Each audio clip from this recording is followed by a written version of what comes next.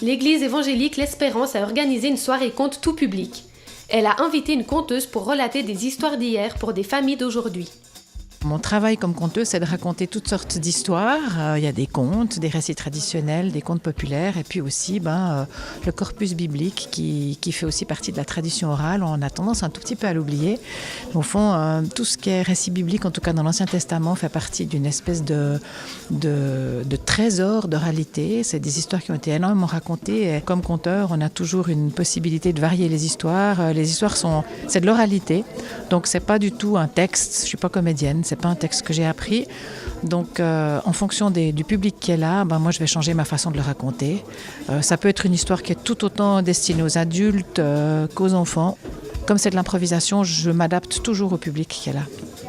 Un an après, à l'entrée de la tente, il y avait une toute vieille femme qui remettait de temps en temps sa mèche, là derrière son oreille, toute blanche sa mèche, avec ses mains toutes fripées. Elle tenait dans ses bras une couverture toute douce, toute légère. Et dans la couverture toute douce, toute légère, il y avait tout doux, tout léger. La première étoile. Pour donner encore plus de vie au conte, un pianiste a improvisé de petites mélodies qui se sont glissées au fil des histoires.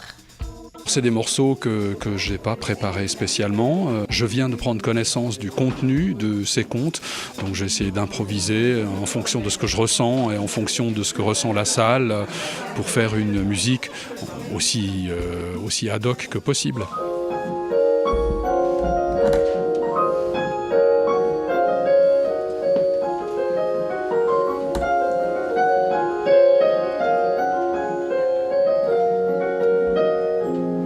Pour ce faire, un vrai talent d'improvisateur est nécessaire.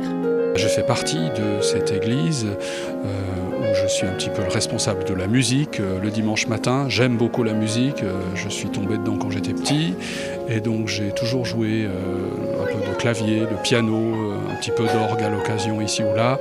Et donc j'aime bien la musique, j'aime bien aussi l'improvisation. C'est une chance que j'ai de pouvoir bien improviser.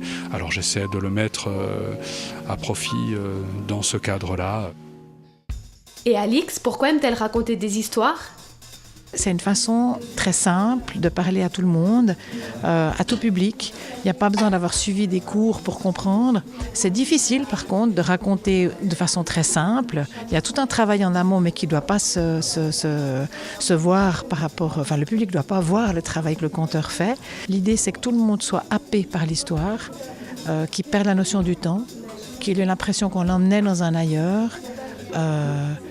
Et il y a vraiment une expérience de communauté qui est faite là. Que ce soit pour du conte ou de la narration biblique, c'est égal.